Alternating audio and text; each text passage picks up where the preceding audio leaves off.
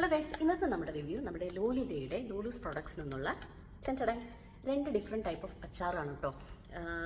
ഇത് നിങ്ങൾക്ക് കാണുമ്പോൾ തന്നെ അറിയാം, സാധാരണ അച്ചാർ പോലെയല്ല. ഇത് വരുന്നത് ഇങ്ങനെ പാക്കറ്റിലാണ് കേട്ടോ.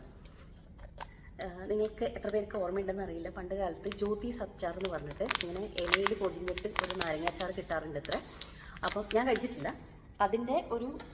അതിൻ്റെ ഒരു റിക്രിയേഷനാണ് നമ്മുടെ ലോലിത ഇത് ഇവിടെ പരീക്ഷിച്ച് നോക്കിയിരിക്കുന്നത്. ഫ്രാങ്കായിട്ട് റിവ്യൂ പറയാനാണെങ്കിൽ സംഭവം നല്ല ടേസ്റ്റിയാണ്. പക്ഷേ ഇതിൻ്റെ പ്രാക്ടിക്കാലിറ്റി തീരെ എന്താ പറയുക, ഇപ്പോഴത്തെ കാലത്ത് പ്രാക്ടിക്കലി ഇംപ്രാക്ടിക്കലാണ്.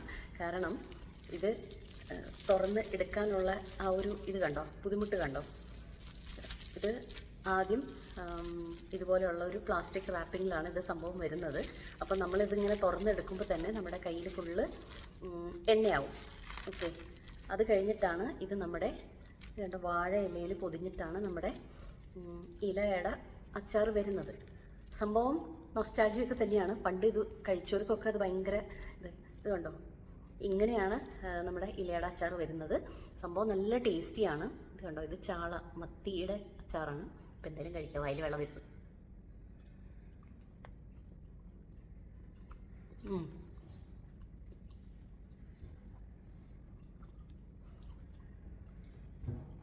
അച്ചാറിനെ കുറിച്ച് എനിക്കൊന്നും പറയാനില്ല, അടിപൊളിയാണ്.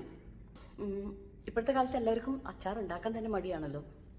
അപ്പോൾ ഒരു അച്ചാർ കഴിക്കാൻ വേണ്ടിയിട്ട് ഇതൊക്കെ എന്താ പറയുക, ഈ പൊതിയൊക്കെ അഴിച്ച് കയ്യിലൊക്കെ എണ്ണയാക്കി ആ ഒരു പ്രാക്ടിക്കലി അത് ഇച്ചിരി ബുദ്ധിമുട്ടായിട്ട് എനിക്ക് തോന്നുന്നു.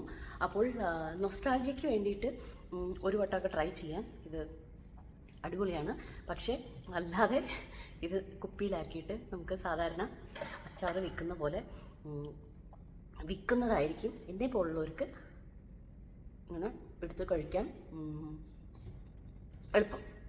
മാത്രമല്ല, ഇപ്പം ഞാനിപ്പം ഒരുപാട് അച്ചാറുകൾ ഇങ്ങനത്തെ സംഭവങ്ങളൊക്കെ കുറച്ചുകൊണ്ടിരിക്കുകയാണ്. അപ്പം ഇങ്ങനെ ഒരു പാക്കറ്റ് തുറന്നു കഴിഞ്ഞാൽ പിന്നെ അത് തിരിച്ച് അടച്ച് സൂക്ഷിച്ച് വെക്കാമെന്നൊന്നും പ്രാക്ടിക്കലി ഇച്ചിരി പ്രശ്നമുള്ളൊരു പരിപാടിയാണ്.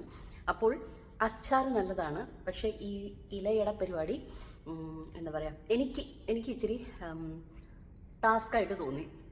ഇത് കണ്ടോ, ഓരോ പാക്കറ്റും നമ്മളിങ്ങനെ ആദ്യം കത്രിക വെച്ച് വെട്ടണം. കാരണം ഇത് വരുന്നത് ഇതോടി കാണിച്ചു തരാം, തുറക്കുന്ന കേട്ടോ. ഇത് വരുന്നത് ഇതുപോലെയുള്ള സെപ്പറേറ്റ് പാക്കറ്റാണ്. അത് തുറക്കുമ്പോൾ അത് ഒരു പ്ലാസ്റ്റിക് റാപ്പിങ്ങിലാണ് അത് വരുന്നത്. അത് കഴിഞ്ഞിട്ട് ഇല തുറന്നിട്ട് വേണം നമുക്ക് അച്ചാർ കിട്ടാൻ. മത്തിയും നാരങ്ങയൊന്നും അല്ല കേട്ടോ, ഒരുപാട് വെറൈറ്റി അച്ചാർസ് ലോലിത ചെയ്യുന്നുണ്ട്. ഞാൻ ഒരുപാട് വട്ടം ലോലിതയുടെ അച്ചാർ റിവ്യൂ ചെയ്തിട്ടുണ്ട്. പക്ഷേ ഈ ഒരു സംഭവം ഉണ്ടല്ലോ, എന്തായാലും ഞാൻ പണ്ട് കഴിക്കാത്തതുകൊണ്ടായിരിക്കും എനിക്ക് നൊസ്റ്റാൾജി വർക്കായില്ല. അത് മാത്രമല്ല, എനിക്ക് ഇച്ചിരി പണിയായിട്ട് തോന്നി. അപ്പോൾ ഞാൻ പറഞ്ഞില്ലേ, നൊസ്റ്റാൾജി അങ്ങനെ എന്താ പറയുക, എക്സ്പീരിയൻസ് ചെയ്യാൻ കൊതിമുട്ടി നിൽക്കുന്നവർക്ക് എന്തായാലും ട്രൈ ചെയ്ത് നോക്കാം. ബാക്കിയുള്ളവർക്ക് കുപ്പിയിൽ അച്ചാർ വാങ്ങാം.